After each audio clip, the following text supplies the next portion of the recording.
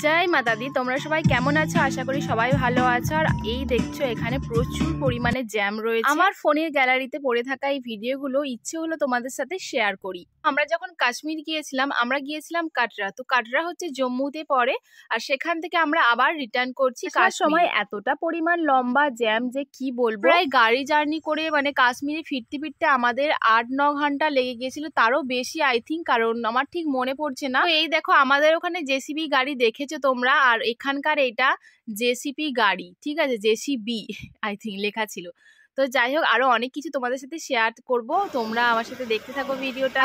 এত নেচারের এত দৃশ্য, মানে কি বলো, তোমরা দেখে ওখানে যখন যাবে না, কেউ কোনোদিনও যদি যাও মনে হবে যেন ওখানেই রয়ে যায়, এত সুন্দর দৃশ্য। তবে হ্যাঁ, একটা কথা বলতে পারি যে ঘরে এসে যে আরামটা, অনুভূতিটা, সেটা কিন্তু বাইরে গেলে তোমরা পাবে না। জাস্ট সিনেমা ফিলিংস, এই সমস্ত কিছু দেখার পরে কাশ্মীর ফেরার পথে বা যাওয়ার সময়ও বলতে পারো, এই যে একটা আন্ডারগ্রাউন্ড, একটা নয়, এখানে 2-3টা আন্ডারগ্রাউন্ড রয়েছে, মানে যেটা ভাবলে অবাকও লাগে যে পাহাড় কেটে কেটে এই যে আন্ডারগ্রাউন্ড গুলোকে তৈরি করা এত সুন্দর। আর শুধু মানে একটুখানি নয়, এটা 15-20 মিনিট ধরে একটা গাড়ি কতটা স্পিডে যায়, তারপরেও 15-20 মিনিট ধরে এই আন্ডারগ্রাউন্ডটা যেতেই হয়। ওই যে দূরে দেখতে পাচ্ছ লাইটিং, এটা কিন্তু পাহাড়ে প্রত্যেকটা অনেক অনেক অনেক বাড়ি রয়েছে ওইখানে, যার জন্য কিন্তু এত সুন্দর একটা লাইটিং তোমরা দেখতে পাচ্ছ। রাতের বেলা দেখো এসে বাড়ি ফিরেছি, আর বাড়ি ফিরে মানে যেখানে আমরা স্টে করেছিল প্রথম দিন থেকে, সেই হোটেলে আবার উঠেছি। আর এখানে একটা বাঙালি হোটেল ছিল যেখানে আমরা খাওয়া দাওয়া করে নিয়েছি। আর রাতের মেনুটা তোমাদের সাথে শেয়ার করে দিচ্ছি, রুটি তড়কা। তারপরে এই সমস্ত ডিনার করে আমরা শুয়ে পড়েছিলাম। নেক্সট ডে আবার দেখো সকালবেলা, এটা হচ্ছে আমরা কোথাও বেরোতে যাইনি। হ্যাঁ, আমি ফোন নিয়েছি, তোমার ফোন নিয়েছো?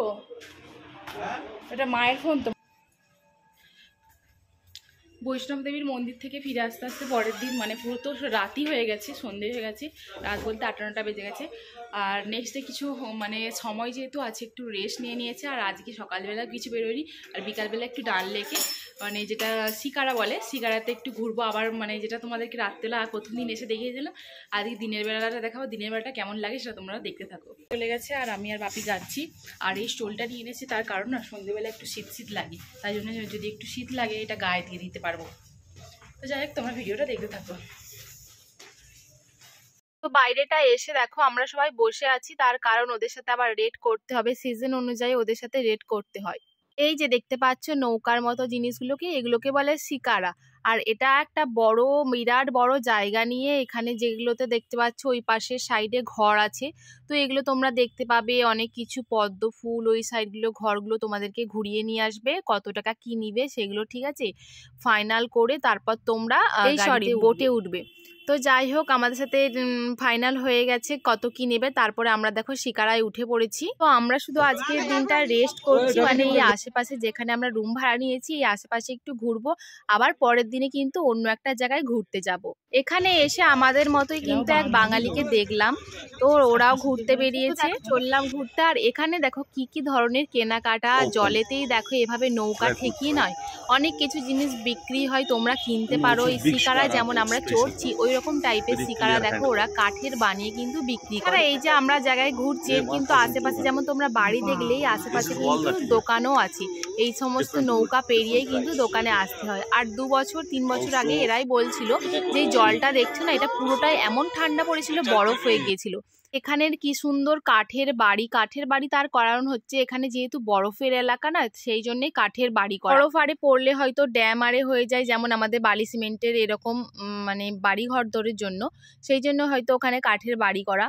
তো যাই হোক, এই যে দেখতে পাচ্ছ এগুলো হচ্ছে যে যেগুলো আমরা ওই যে পানি ফল বলি, এইগুলো কিন্তু পানি গাছ এইগুলো। আর ওখানে দেখা একটু দূরে দেখাচ্ছি তোমাদেরকে, যারা যিনি হচ্ছে এদের পানি ফল তুলছে। আর এখানে জানো তো পদ্ম ফুলেরও গাছ, বলতে বলতে দেখো এমনি চোখের সামনে হাজির হয়ে গেছে পদ্ম ফুলের গাছ। একটু দেখো জুম করে তোমাদেরকে দেখাচ্ছি, দেখতে পাচ্ছ পদ্ম ফুল দুটো ফুটে রয়েছে। আরো একটু কাছ থেকে তোমাদেরকে দেখানোর চেষ্টা করছি, দেখো ওই দেখো কত পদ্ম ফুল ফুটে রয়েছে। আর আমাদের যেই আশেপাশের বাড়ি ঘরগুলো যেগুলো তোমরা দেখতে পেলেও, ওইগুলো নয় পার নাইট 2000-3000, সিজন অনুযায়ী তো আরো তো বেশি নাকি রেট নেয়। তো একটু কাছ থেকেই তোমাদেরকে দেখিয়ে দিচ্ছি পদ্ম ফুলের কি সুন্দর পাতাই সামনাসামনি থেকে দেখছি এরকম পদ্ম ফুলের পাতা। এরকম নিজের হাতে মানে নিজে পদ্ম পাতায় হাত দিচ্ছি, দেখতে পাচ্ছ? একটু ডুবানোর চেষ্টা করেছিলাম, জল উঠে যাচ্ছিল। সত্যি কথা বলতে এই যে কাশ্মীরে যাওয়ার ভ্লগ বা যে কোনো ধরনের ভ্লগ তোমাদের শেয়ার করি না কেন, শুধু ভ্লগ না, এগুলো আমাদের জীবনে এক একটা স্মৃতি হিসাবে রয়ে যায়। শুধু এই জিনিসগুলো হয়তো মনে হয় তোমাদেরকে কেটে কেটে এত লং ভিডিও তোমাদেরকে তো দেখানো সম্ভব নয়, কিন্তু কিছু কিছু ভিডিও মনে হয় যে পুরোটা যেন এক টানা একভাবে যেন তোমাদেরকে দেখাতে ভালো লাগে, কিন্তু এতটাই লং হয়ে যায়, তাই জন্য ছোট ছোট পার্ট করে তোমাদের সাথে শেয়ার করি। সবাইকে দেখাতে গিয়ে দেখো আমার ভিডিওটাও নেওয়া হয়নি। আমি বলছিলাম যে বাপিকে তুমি একটু ক্যামেরা ধরে দাও আর আমার একটু ভিডিও নাও। আর মা ওইদিকে বসে আছে আমার পাশে, জামাইবাবু দিদি সব এই পাশটাতে বসে আছে।